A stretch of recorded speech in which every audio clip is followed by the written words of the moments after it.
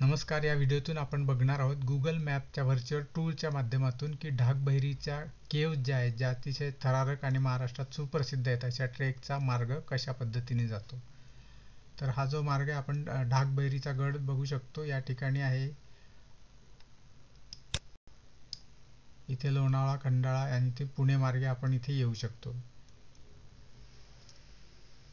तर ढाकबहिरीला पोहोचण्यासाठी आपल्याला आधी कोंडेश्वरचं जे मंदिर आहे, या ठिकाणी आपल्याला यावं लागेल. कोंडेश्वरच्या मंदिराजवळ इथे येऊन आपल्याला गाड्या लावता येतात. इथपर्यंत गाड्या आपण पार्क करू शकतो या मंदिराजवळ. त्याच्या आधी जांभवली हे गाव जे आहे, जांभवली गावामध्ये राहण्याची खाण्याची व्यवस्था आपली होऊ शकते. जर आपल्याला मुक्काम करायचा असेल तर तरी जांभवलीमध्ये ती सोय आहे. तर इथे गाड्या लावल्यानंतर आपल्याला कोंडेश्वर मंदिराजवळ यायचं आणि कोंडेश्वर मंदिरापासून जर आपण बघितलं तर आपल्याला हा ढाकबहिरी असा या ठिकाणी दिसतो.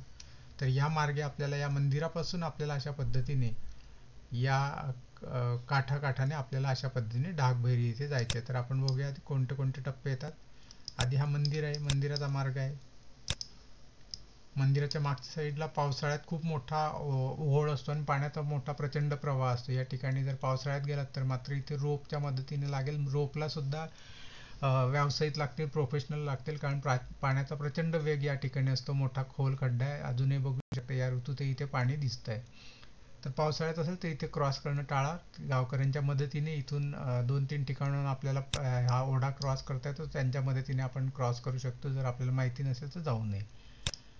इथून आल्यानंतर आपल्याला सरळ हा मार्ग दिसतो, या मार्गाने यायचं आणि सरळ आपल्याला या काठाकाठाने एका बाजूला ढाकबहिरी डावीकडे आपल्याला ठेवत या वाटेवरून आपल्याला सरळ या दिशेने जायचं असतं. काठाकाठाने आपण येऊ शकतो.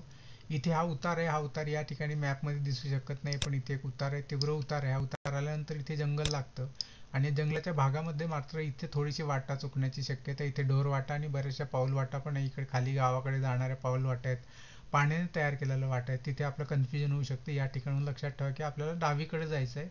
इथे हा कळकरायचा जो सुळका आहे, हा सुळका आपल्याला या ठिकाणी दिसतो. बघा, हा सुळका आपल्याला दिसेल. अतिशय सुप्रसिद्ध असा हा सुळका. इथे रॅपलिंग सुद्धा केलं मोठ्या प्रमाणात केलं जातं.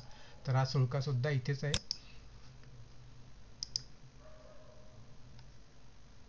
आपण या इथे जंगलात होतो. या जंगलात आपल्याला लक्षात ठेवायचं आहे की या जंगलातून इथे इथे उतार आहे आणि इथून थोडा चढ लागतो. चढ लागल्यानंतर आपण या सुळक्याजवळ येतो आणि या सुळक्याजवळून मात्र ही जी छोटी चिंचोळी वाट आहे, या वाटे खालून उतरून आपल्याला या ठिकाणी या ढाकच्या लेणीमध्ये किंवा ढाकबहिरीच्या जो लेण्या आहेत तिथे आपल्याला येता येतं. ही अतिशय रिस्की आणि धोकेदायक अशी वाट आहे. बघा, या फोटोमध्ये काही फोटोच्या माध्यमातून आपण इथे बघण्याचा प्रयत्न करूया.